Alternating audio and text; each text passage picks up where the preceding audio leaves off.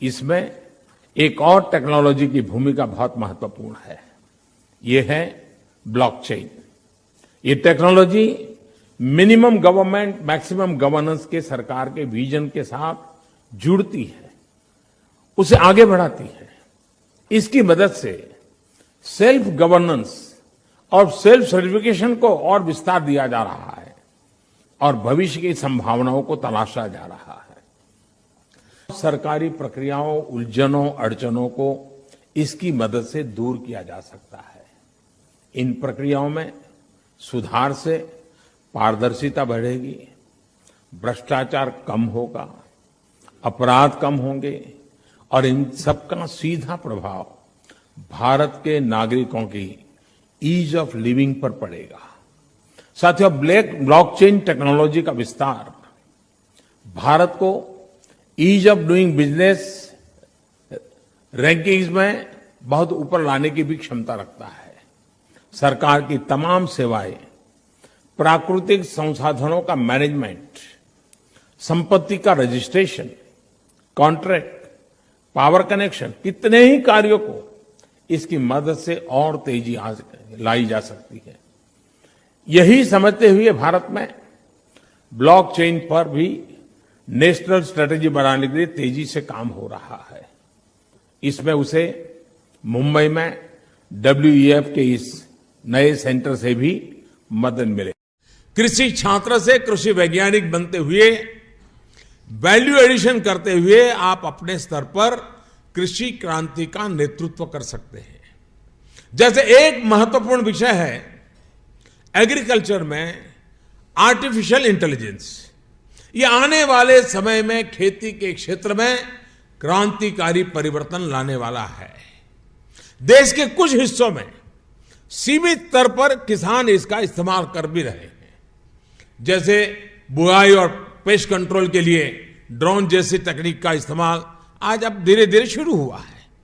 इसके अलावा soil mapping और कम्युनिटी प्राइसिंग में भी टेक्नोलॉजी काम कर रही है। इसके अलावा आने वाले दिनों में ब्लॉकचेन टेक्नोलॉजी का भी बड़ा अहम रोल रहेगा। इस तकनीक से सप्लाई चेन की रियल टाइम मॉनिटरिंग हो पाएगी। इससे कि मैं खेती में होने वाले लेन देन में पारदर्शिता आएगी। सबसे बड़ी बात, बिचौलियों की बदमाशी पर भी लगाम लगेगी और उपज की बर्बादी भी लगाम लगेगी।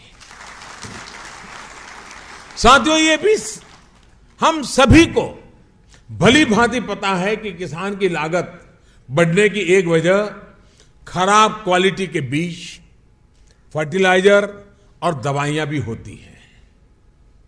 ब्लॉकचेन टेक्नोलॉजी से इस समस्या पर नियंत्रण पाया जा सकता है। इस तकनीक के माध्यम से प्रोडक्शन की प्रक्रिया से लेकर किसानों तक पहुंचने तक किसी भी चरण पर प्रोडक्ट की जांच आसानी से की जा सकती है। एक पूरा नेटवर्क होगा जिसमें किसान, प्रोसेसिंग यूनिट्स, वितरक, रेगुलेटरी अथॉरिटीज और उपभोक्ता की एक चेन होगी। इन सभी के बीच नियम और शर्तों के आधार पर बनाए गए स्मार्ट कॉन्ट्रैक्ट पर यह तकनीक विकसित की जा सकती है। इस पूरी चेन से जुड़ा व्यक्ति क्योंकि इस पर नजर रख सकता है, लिहाजा इसमें भ्रष्टाचार की गुंजाइश भी कम रहेगी। अब एक जमाना था जबकि करेंसी टेराकोटा के, मिट्टी के कॉइन बनते थे, दुनिया चलती थी। वक्त वो बदल गया तो कभी तांबे के सिक्के आए, कभी चांदी के आए, कभी सोने के आए, कभी चमड़े के आए, धीरे धीरे करके कागज के आए। अब ये बदलाव हम ही लोगों ने स्वीकार किया युग के अनुसार। अब वक्त आ चुका है कि अब कागज वाली करेंसी का वक्त जा रहा है। अब डिजिटल करेंसी हमको हमारे स्वभाव को बनाना पड़ेगा। मैं इन दिनों खास करके 8 नवंबर के बाद जिस क्षेत्र का मेरा कोई अनुभव नहीं था उसमें जरा ज्यादा इंटरेस्ट लेने का मौका आया। डिजिटल करेंसी के लिए डिमोनेटाइजेशन का दिन था 8 नवंबर, और मैंने अनुभव किया कि नोट छापना उसको सुरक्षित रखना, उसको पहुंचाना, ट्रांसपोर्टेशन, अरबों खरबों रुपया का खर्च है जी। एक एटीएम को संभालने के लिए, एक एटीएम को संभालने के 6 पुलिस वाले लगते हैं जी। जबकि टेक्नोलॉजी अवेलेबल है, जेब में एक करेंसी ना हो तो भी आप अपना गुजारा कर सकते हैं, इतनी टेक्नोलॉजी आज उपलब्ध है। हम अगर, जैसे सरकार ने इनिशिएटिव लेकर के भीम ऐप बनाया है, 1 रुपये का खर्चा नहीं है, आप अपने मोबाइल फोन पर डाउनलोड कीजिए, सामने वाले के पास हो, अपना कारोबार शुरू कर दीजिए, कोई प्रॉब्लम नहीं है।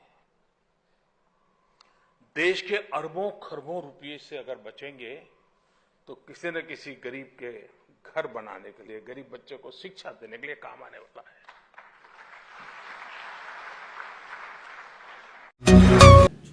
We are now investing in scaling up advanced technologies in our own country, even ahead of the rest of the world. Let me describe our plans for a few of these. First, blockchain technology all over India. Using blockchain, we can deliver unprecedented security, trust, automation, and efficiency to almost any type of transaction. This is a vital capability for India, especially for modernizing our supply chains for agriculture produce and other goods, which form the lifeblood of our economy. And using blockchain, we also have the opportunity to invent a brand new model for data privacy, where Indian data, especially customer data, is owned and controlled by the Indian people and not by corporates, especially global corporations. Data is wealth, and Indian wealth must remain in India. Over the next 12 months, Jio will install across India one of the largest blockchain networks in the world, with tens of thousands of nodes operational on day one.